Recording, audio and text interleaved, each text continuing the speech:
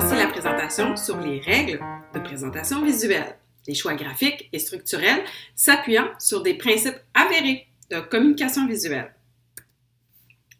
La présentation est divisée comme suit. Donc, on va d'abord voir la stratégie, les exigences, la structure et finalement le visuel et esthétique avec un petit bout sur également les éléments d'animation vidéo et audio. Pour ce qui est de la stratégie, d'abord, c'est important de cibler l'auditoire.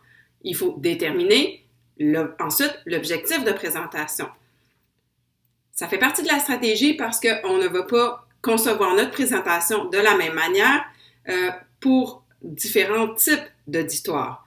Donc, est-ce qu'on s'adresse à des enseignants, à d'autres enseignants? Est-ce qu'on s'adresse à des élèves? Est-ce qu'on s'adresse à des chercheurs? Est-ce qu'on s'adresse à un grand public, à des parents? Donc, ça va modifier la façon dont on va présenter les éléments. Parfois, on veut ça plus ludique, parfois, on veut ça plus sérieux. Donc, ça dépend de l'auditoire. Deuxièmement, il faut déterminer l'objectif de présentation. Est-ce qu'on veut faire connaître quelque chose? Donc, est-ce qu'il y a une portée d'apprentissage ou c'est une revue des éléments de contenu déjà vus en classe? Donc, tout ça va modifier aussi la structure, la façon dont on va présenter l'information. Donc, cibler l'auditoire, déterminer l'objectif de présentation. Donc,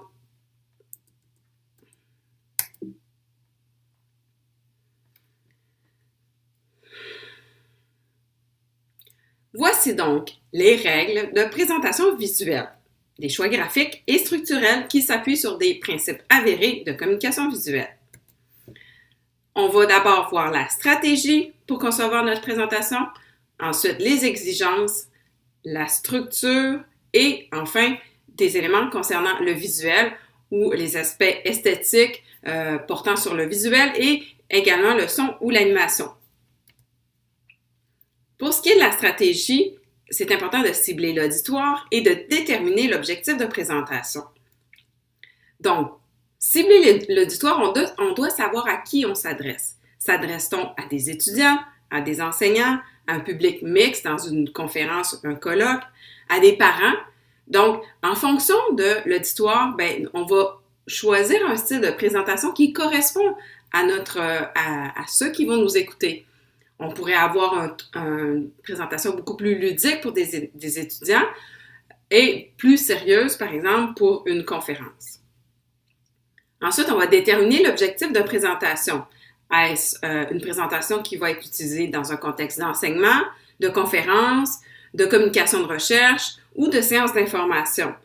Tous ces éléments-là vont moduler finalement les différents aspects qui viennent par la suite au niveau de la structure, des exigences et de la structure et du visuel. Donc, en fonction de l'objectif de présentation, ça va nous amener à faire certains choix ensuite. Pour ce qui est des exigences, on va traiter de la taille du texte, la règle 10-20-30, du temps par diapositive, de différentes manières de dynamiser la présentation, de style graphique, d'exigences de contenu et des schémas et des graphiques. Pour ce qui est de la taille du texte, les normes ISO nous indiquent que la taille minimale est de 2,8 mm, ce qui correspond à 9 points, pour une distance de 50 cm, qui est habituellement la distance qui correspond à quelqu'un qui regarde un ordinateur. Maintenant, voyons comment ça se transpose dans différents contextes.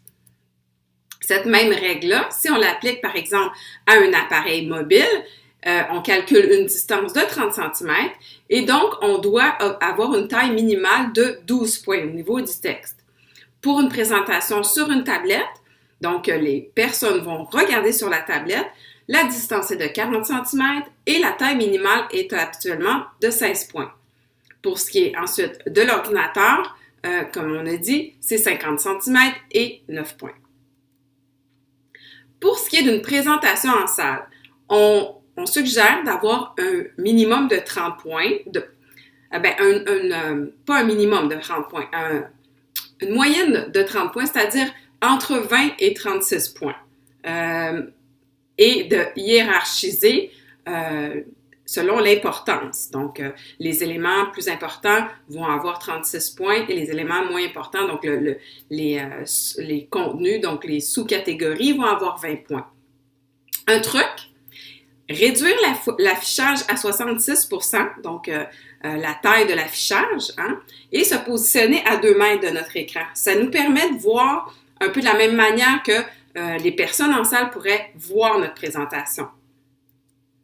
Maintenant, pour ce qui est du temps de présentation, il y a une règle de base qui peut être modifiable en fonction de l'objectif de présentation qui est de 10-20-30, c'est-à-dire 10 diapos pour 20 minutes et avec le 30 points mentionné ultérieurement. Donc, c'est une règle de base, mais bien sûr qu'on peut modifier. Il y a des exceptions, notamment. Donc, on doit calculer environ 2 à 3 minutes par diapo pour que la présentation reste dynamique. Mais bien sûr, il y a des exceptions pour notamment les diapositives de cours ou des schémas complexes ou des cartographies. Donc, dans certains cas, il est possible qu'on ait des diapositives qu'on va utiliser pendant plus longtemps pour peut-être même aller zoomer dans certains éléments de la diapositive. Il faut également donc s'assurer que notre présentation elle est dynamique. Hein? La présentation, c'est un support visuel. Ça doit permettre de conserver l'attention de l'auditoire. Donc, il y a plusieurs façons de le faire, notamment par une vidéo.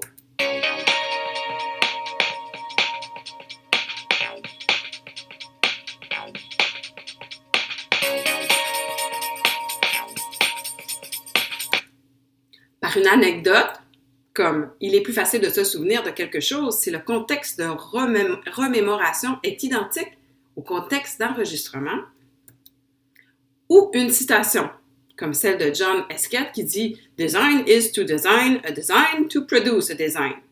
So what is a design? » Maintenant, il faut toujours viser le style télégraphique. Donc, on vise la concision. On évite des diapos remplis de texte. La présentation, c'est un support visuel.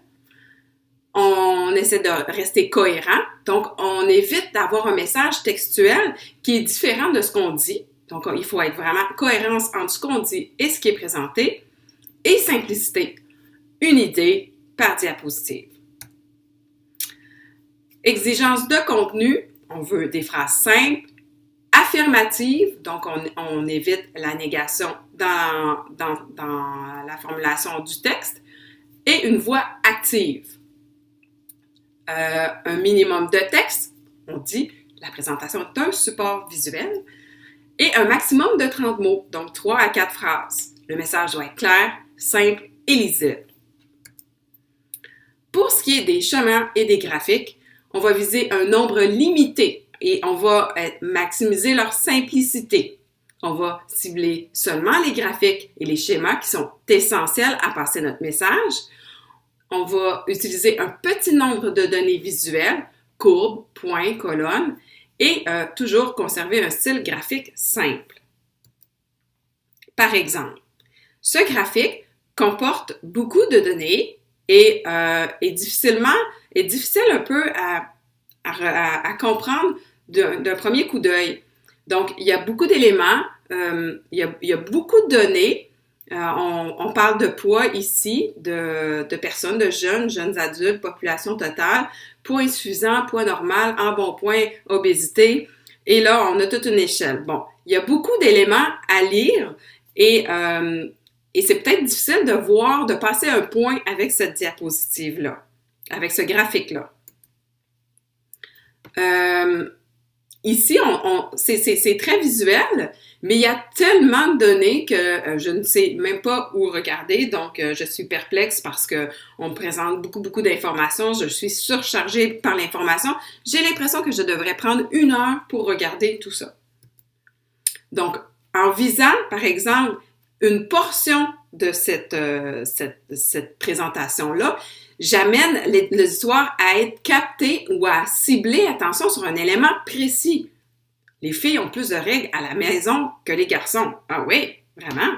Donc, on regarde, ça c'est un extrait finalement de cette partie-là. Donc, je veux miser là-dessus. Donc, ce que je pourrais faire avec cette présentation-là, je devrais la découper sur plusieurs diapos au lieu de la présenter sur une seule diapo pour attirer l'attention sur chacun des éléments. Maintenant, au niveau de la structure, je vais vous parler de marge, de cohérence et uniformité, de grille d'alignement et de liste. Donc, pour ce qui est de marge, c'est important de laisser une marge importante. La marge étant tout l'espace qui entoure notre présentation. On recommande de laisser 50% de la diapositive vierge. C'est quand même pas mal. Il faut, dans le fond, l'objectif, c'est utiliser le vide pour mettre en relief le contenu. C'est ça l'idée. Pour ce qui est de la liste à points, on la voit souvent, la liste à points. Pourquoi pas la dynamiser? Donc, changer le point par d'autres éléments graphiques. Maintenant, pour ce qui est du visuel et de l'esthétique, pour la mise en forme du texte, si on parle du texte, ce qui est important, c'est de garder toujours un bon contraste entre le fond et le texte. Donc ici, dans la première ligne qui est un format gras et blanc sur noir, donc là c'est très contrasté. L'élément du dessous qui est en grisé et moins gras pourrait être mal perçu en fonction des différents appareils de projection ou par des gens qui auraient, par exemple, certains troubles de la vue. Pour le texte, on a déjà parlé du nombre de points. C'est important de comprendre qu'il faut aller ni trop gros parce qu'on a l'impression que ça crie ou que ça surcharge, on n'a pas besoin que ça soit écrit à 50 points, donc c'est trop gros, ni trop petit parce que là, on n'est pas en mesure de lire. On évite les majuscules. Pourquoi? Parce que les majuscules, elles sont de la même hauteur. Donc, toutes les lettres sont de la même hauteur, ce qui fait que à la lecture, l'œil repère moins rapidement les différentes lettres. Le fait d'utiliser les majuscules en début de texte et ensuite les minuscules, ça permet à l'œil de repérer plus facilement, de distinguer les différentes lettres plus facilement en fonction de leur hauteur, différentes hauteurs. Et tout ça se fait intuitivement, très rapidement, on ne s'en rend pas compte. Mais ça fait que finalement, c'est plus confortable. La lisibilité est meilleure. On va limiter l'emploi du gras et de l'italique à la mise en valeur d'un élément. Donc, on évite de mettre du gras ou de l'italique un peu partout. On l'utilise seulement si on veut mettre l'accent sur quelque chose. Attention, le souligner à éviter totalement. Pourquoi? Le souligner maintenant dans notre ère technologique est considéré comme étant un élément cliquable. Donc, le souligner seulement pour les hyperliens. Pour ce qui est de l'alignement, donc l'alignement étant alignement gauche, centré ou alignement à droite, en fait, ce que la recherche dit, c'est que la longueur des lignes va généralement faciliter le repérage visuel, puis ça affecte le confort et la vitesse de lecture. Le fait, et là, j'ai pas beaucoup de texte, ça va. Mais si j'ai énormément de texte, l'espèce de drapeau qui est créé par les différentes longueurs de lignes va faciliter le repérage. Je suis rendue à la 40e ligne, par exemple. Ici, on a un exemple d'alignement à gauche qui va être à privilégier pour les présentations. Alignement à gauche ou centré également. Donc, centré, ça va aussi. Mais on voit ici, justement, le petit drapeau, donc les différentes longueurs de ligne qui facilitent le repérage de la ligne à laquelle on est rendu.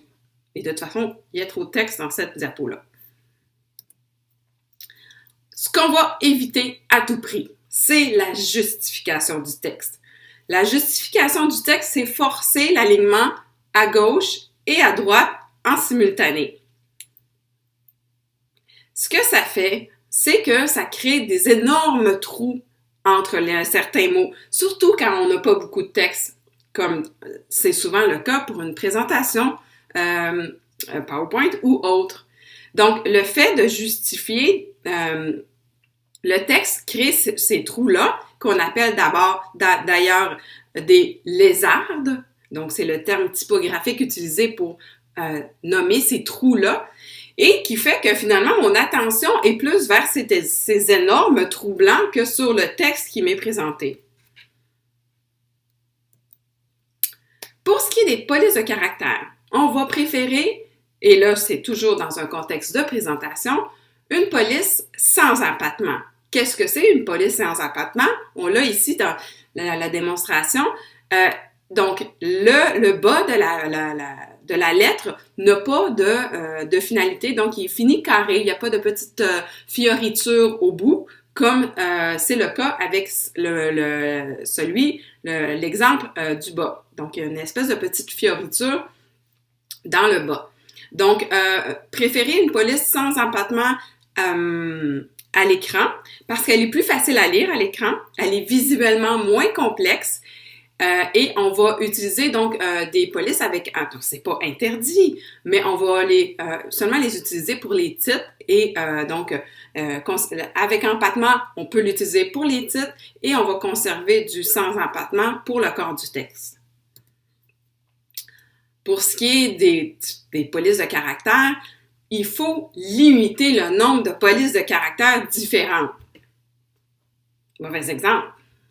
Donc, généralement, on va limiter à 3 le nombre de polices de caractère. C'est une bonne règle à suivre.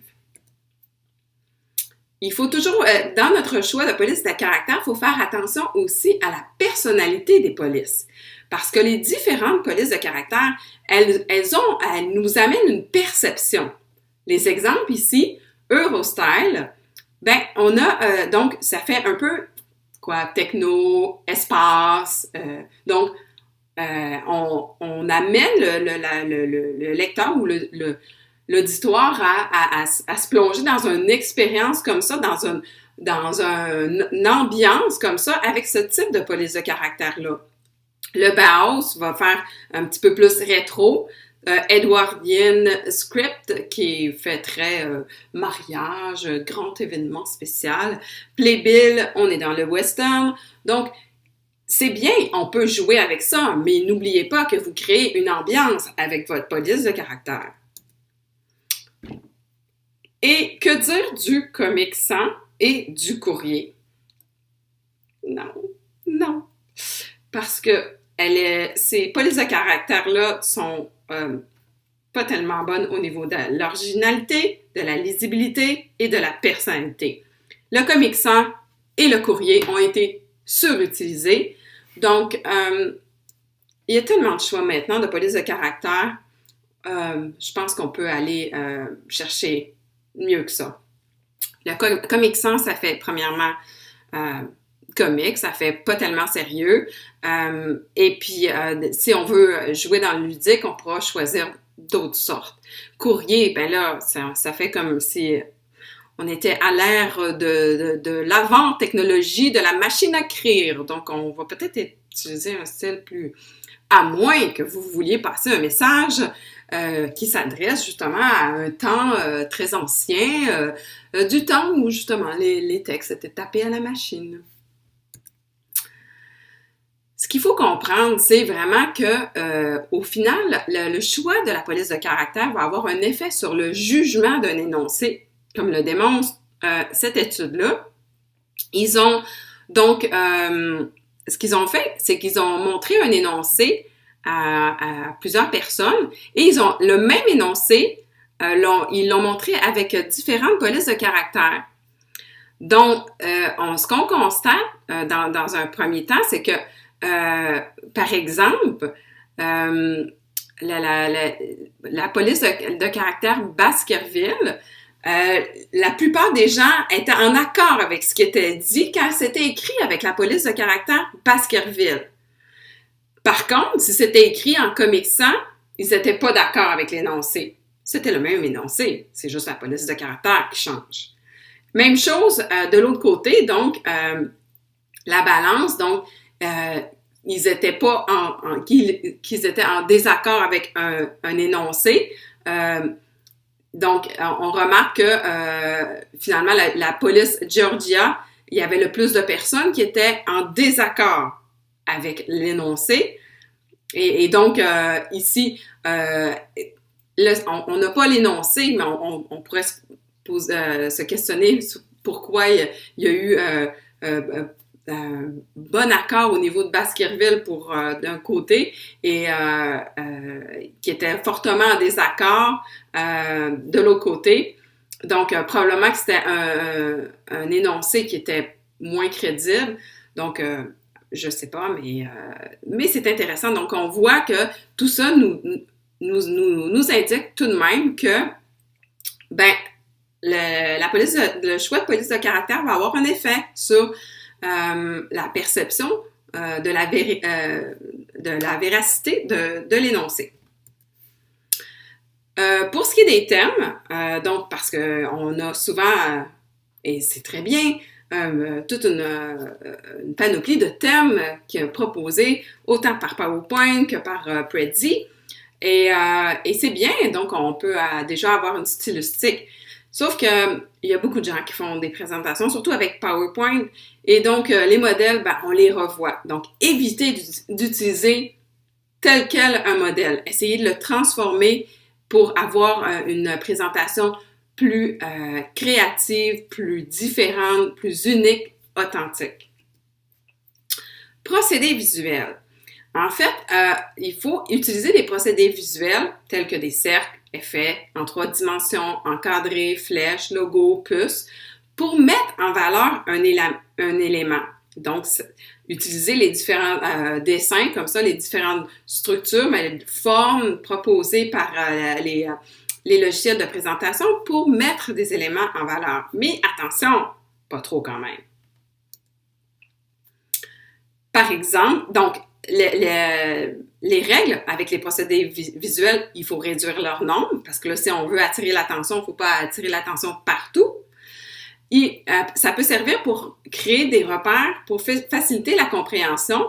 Par exemple, ici, je dis, j'ai utilisé un procédé visuel, j'utilise la couleur pour faire le repérage des différentes sections de ma présentation. Donc, le tout étant d'éviter la surcharge visuelle. Les couleurs. C'est très beau, très joli, ces roses-là de toutes les couleurs, mais on va généralement essayer d'éviter l'arc-en-ciel. Surcharge visuelle. Donc, les couleurs, c'est important d'en faire une utilisation contextualisée en fonction, pour lui donner une fonction à la couleur. Donc, les fonctions pourraient être d'identifier des catégories, de mettre en valeur un élément, de rappeler un thème ou d'influencer les humeurs. Plusieurs recherches qui disent que certaines couleurs vont être associées à une émotion. Donc, le bleu est généralement associé au calme, paix, au froid. Le jaune à la bonne humeur. Le vert à la nature, excitation, mais aussi relaxation. À la confiance et à la pureté, le noir fait sérieux, le rouge fait danger et le rose ou magenta fait dynamique et enthousiaste.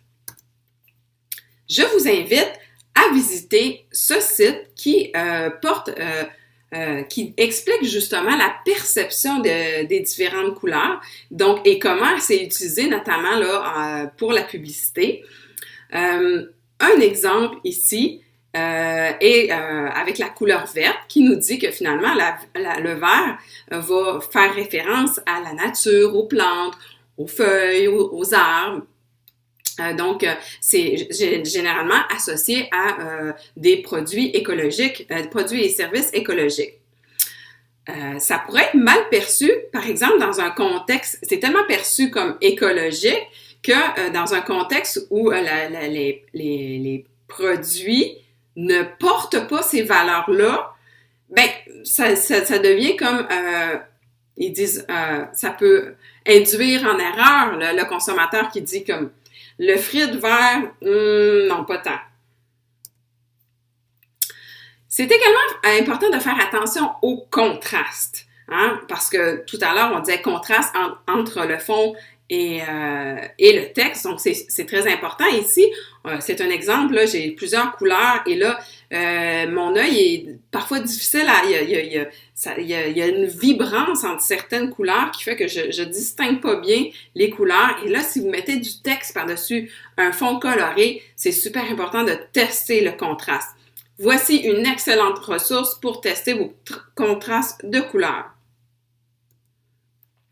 Par exemple, ici, un mauvais exemple en haut de contraste de l'arrière-plan avec le texte. On voit que l'arrière-plan a tellement de texture finalement qu'on a la difficulté à lire le texte. Donc, dans ces cas-là, on va utiliser une stratégie. On va mettre une forme de couleur noire bien contrastée et le texte par-dessus pour ne pas nuire à la lisibilité du texte. Les images à utiliser pour stimuler l'impact émotionnel. Donc, dynamiser la présentation. On va essayer de viser une seule image dans une diapositive ou alors une combinaison, mais attention aux combinaisons. Utiliser donc des scènes réelles et authentiques pour diminuer la charge cognitive. C'est-à-dire qu'on n'essaye pas de comprendre qu'est-ce que c'est l'image, qu'est-ce que c'est censé vouloir dire, parce que sinon, de toute façon, les personnes vous écoutent plus. On va viser donc la reconnaissance plutôt que le rappel. Qu'est-ce que ça veut dire? Voici un exemple de reconnaissance. On a ici le Château Frontenac situé à Québec. Donc, c'est un élément au Québec assez fort. Les gens reconnaissent le Château Frontenac parce qu'ils l'ont vu, ils le voient sur les cartes postales, ils l'ont vu souvent. Maintenant, ici, cette image-là fait plutôt un rappel du Château Frontenac. Donc, c'est un dessin, mais maintenant, c'est pas nécessairement évident que c'est vraiment le Château Frontenac. Pour moi, c'est un château. Ça va pas. Ici, je vais pas penser à Québec. Ah oui, Québec! Un château. Donc, avant que je dise Québec, ça pourrait prendre un certain temps. Les analogies et les métaphores. Donc, c'est important de les utiliser pour approfondir la compréhension. Mais c'est pas toujours facile. Parce que il y a certains, c'est pas facile de s'assurer que l'analogie ou la métaphore va vraiment approfondir la compréhension parce que ça dépend du niveau de l'étudiant et de ses conceptions, donc de sa conception du monde. Il faut vraiment tenir compte du modèle mental des étudiants. Hein? Puis là, ça peut être très diversifié. On doit donc utiliser des icônes et des symboles communs. Hein? Donc, tous s'entendent pour dire que oui, ça symbolise telle chose abstraite. Mais ça permet quand même d'inciter à considérer les connaissances antérieures, donc en considération. T'sais, qu'est-ce que l'apprenant sait déjà qui permet de faire un lien avec le symbole utilisé? Par exemple, ici, on a une pipe et on a un message. Ceci n'est pas une pipe. Mais pourtant, je vois une pipe. Donc, difficile à comprendre ici la métaphore qui est utilisée par l'auteur de ce charmante œuvre. Le savez-vous? Qu'est-ce que ça veut dire? Qu'est-ce que l'artiste essaie de nous dire? Mais oui, c'est une pipe. Je reconnais la pipe. Eh bien non, l'artiste nous dit, non, c'est pas une pipe, c'est la représentation visuelle d'une pipe. Ah, encore. Donc, les analogies et les métaphores, il y a des avantages, mais il y a également des désavantages. Au niveau des désavantages, c'est que la correspondance exacte est presque impossible. Hein? Donc, entre le symbole et son signifié, certaines particularités peuvent induire en erreur. Donc, c'est très difficile. Ça dépend des capacités de raisonnement analogique des élèves. Et seuls les aspects fondamentaux permettent de faire des inférences. Donc, les caractéristiques fondamentales d'un élément qui est représenté. Donc, la goutte d'eau, elle représente quoi, par exemple? C'est ces notions-là abstraites qui vont permettre de faire l'inférence. Donc, la goutte d'eau va souvent symboliser l'eau, plus que la goutte en soi. Les avantages, ça permet l'apprentissage conceptuel, donc à utiliser très jeune tout au long de l'apprentissage, c'est bien. Peut faciliter la compréhension de concepts abstraits en pointant les similitudes avec le monde réel. Donc, c'est autant un désavantage qu'un avantage, c'est-à-dire que si on arrive à trouver vraiment les bons éléments, les points de référence corrects, ça peut vraiment faciliter la compréhension. Ça permet aussi de visualiser l'abstraction, donc de la rendre concrète. Par exemple, le signe de Internet sans fil, Wi-Fi, c'est très abstrait. Donc, ce petit symbole-là nous permet de symboliser que c'est une forme d'onde qu'on ne voit pas, mais qui est là autour de nous. Ça pique la curiosité et augmente la motivation. Donc, voilà. Maintenant, les vidéos et animations. Privilégier les vidéos et animations et transitions, hein, parce que là, attention aux transitions. Les PowerPoint permettent d'ajouter toutes sortes de transitions, mais s'il vous plaît, limitez le nombre de transitions. Utilisez seulement si ça augmente, ça facilite la compréhension. Même chose pour les vidéos et animations. Donc, on va privilégier pour souligner un aspect parce que ça peut nuire à l'attention. Même chose pour les sons, ça peut nuire à l'attention.